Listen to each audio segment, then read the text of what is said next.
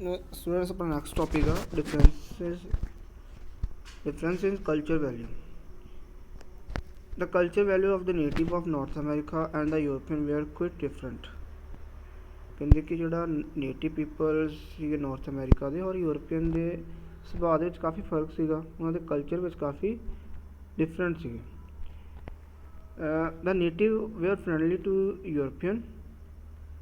For them, the goods exchanged with the European were gifts given in friendship. Native people ਜਿਹੜੇ ਹੁੰਦੇ ਸੀਗੇ ਉਹ friendly ਵਿਵਹਾਰ ਕਰਦੇ ਸੀਗੇ ਯੂਰਪੀਅਨ ਦੇ ਨਾਲ, ਔਰ ਇੱਕ ਫਰੈਂਡਲੀ ਇਹਨਾਂ ਦੇ ਨਾਲ ਚੀਜ਼ਾਂ ਜਿਹੜੀਆਂ ਐਕਸਚੇਂਜ ਕਰਦੇ ਸੀਗੇ. However, the main motive of the European was huge profit by having trading. ਪਰ ਯੂਰਪੀਅਨ ਦਾ ਜਿਹੜਾ ਸੁਭਾਅ ਸੀਗਾ, ਪਰ ਉਹਨਾਂ ਦਾ ਜਿਹੜਾ ਮੋਟਿਵ ਸੀਗਾ ਉਹ ਕਹਿੰਦੇ ਕਿ ਪ੍ਰੋਫਿਟ ਕਮਾਉਣ ਵਾਲਾ ਸੀ.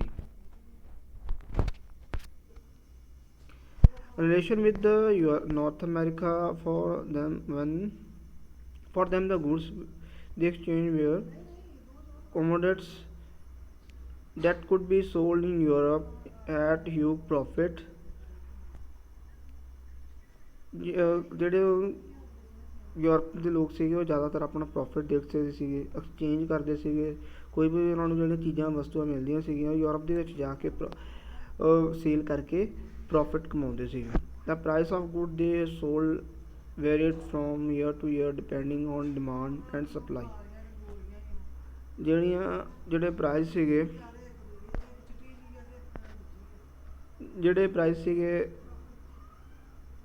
ਗੁੱਡਸ ਦੇ year two year depending on demand and supply. ਹੁਣ ਜਿਹੜੀਆਂ ਡਿਮਾਂਡ ਸੀਗੀਆਂ ਯੂਰਪ ਦੇ ਵਿੱਚ ਉਹਦੀ ਸਪਲਾਈ ਦੇ ਲਈ ਉਹਨਾਂ ਨੇ ਕਾਫੀ ਜਿਹੜੇ ਡਿਪੈਂਡਿੰਗ ਹੋਣਾ ਪਿਆ ਉਹਨਾਂ ਦੇ ਸਮਾਨ ਦੇ ਉੱਪਰ. The native were unable to understand as they had no knowledge of the market in far away Europe. Native ਜਿਹੜੇ ਪੀਪਲ ਸੀਗੇ ਉਹਨਾਂ ਨੂੰ ਕੋਈ ਨੌਲੇਜ ਨਹੀਂ ਸੀਗੀ market the. In fact, they were puzzled to see that the Europeans sometimes gave a lot of things in exchange of their goods and sometimes were little. ਹੁਣ native people ਨੂੰ ਕੋਈ knowledge ਨਹੀਂ ਸੀਗੀ market ਦੀ, ਔਰ ਜਦ ਉਹਨਾਂ ਕੋਲ ਸਮਾਨ ਜ਼ਿਆਦਾ ਹੁੰਦਾ ਸੀਗਾ ਤਾਂ ਯੂਰਪੀਅਨ ਨੂੰ ਜ਼ਿਆਦਾ ਸਮਾਨ ਦੇ ਦਿੰਦੇ ਸੀਗੇ, ਕੁਝ ਟਾਈਮ ਘੱਟ ਵੀ ਹੁੰਦਾ ਸੀਗਾ ਤਾਂ ਘੱਟ ਦੇ ਦਿੰਦੇ ਸੀਗੇ. The greed of European often made them very sad. The fear of North America was a great demand, particularly Western Europe.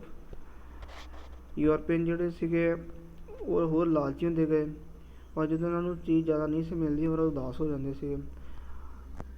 ਖਲ ਜਿਹੜੀ ਸੀਗੀ ਨਾਰਥ ਅਮਰੀਕਾ ਦੀ ਉਹਦੀ ਗ੍ਰੇਟ ਡਿਮਾਂਡ ਸੀਗੀ ਵੈਸਟਰਨ ਯੂਰਪ ਦੇ ਵਿੱਚ. The native had slaughtered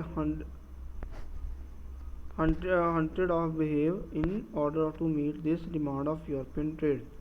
Native peoples ਜਿਹੜੀ demand ਪੂਰੀ ਕਰਨ ਦੇ ਲਈ ਕਾਫੀ ਕਤਲੇਆਮ ਕਰਨਾ ਪੈਂਦਾ ਸੀਗਾ ਜਾਨਵਰਾਂ ਦਾ, ਬਿਹੇਵੀਅਰਸ ਦਾ, ਡਿਮਾਂਡ ਪੂਰਾ ਕਰਨ ਲਈ ਯੂਰਪੀਅਨ ਟ੍ਰੇਡਰ ਦੀ.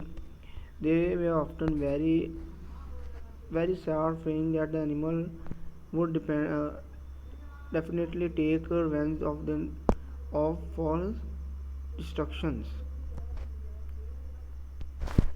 ਔਰ ਜਿਹੜੇ ਨੇਟਿਵ ਪੀਪਲ ਹੁੰਦੇ ਸੀ ਉਹਨਾਂ ਦੇ ਨਾਲ ਉਹਨਾਂ ਦਾ ਐਨੀਮਲ ਦੇ ਨਾਲ ਕਾਫੀ ਲਗਾਵ ਹੁੰਦਾ ਸੀਗਾ.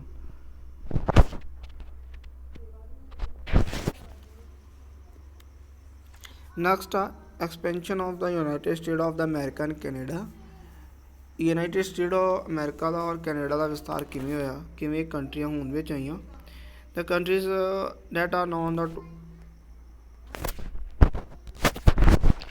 USA, Canada came to extents during the closing year of the 18th century. ਜਿਹੜੀਆਂ ਕੰਟਰੀਆਂ ਨੂੰ ਅੱਜ ਆਪਾਂ USA ਔਰ ਕੈਨੇਡਾ ਦੇ ਨਾਮ ਨਾਲ ਜਾਣਦੇ ਹਾਂ, ਇਹ ਕੁਝ ਕੁ ਸਾਲ ਪਹਿਲਾਂ 18ਵੀਂ ਸਦੀ ਦੇ ਵਿੱਚ ਹੋਂਦ ਦੇ ਵਿੱਚ ਆਈਆਂ.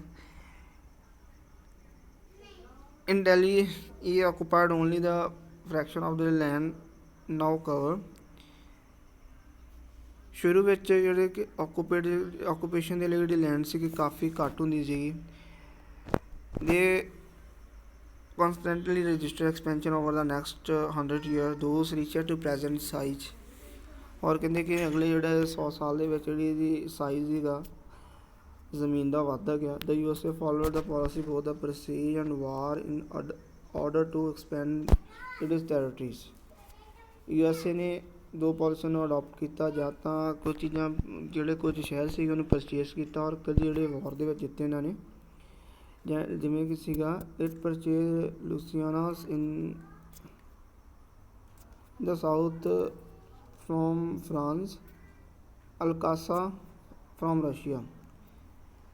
ਜਿਹੜਾ ਲੂਸੀਆਨਾ ਸ਼ਹਿਰ ਸੀਗਾ ਫਰਾਂਸ ਕੋਲੋਂ ਉਹਨਾਂ ਨੇ ਪਰਚੇਸ ਕੀਤਾ, ਅਲਕਾਸਾ ਰੂਸ ਕੋਲੋਂ।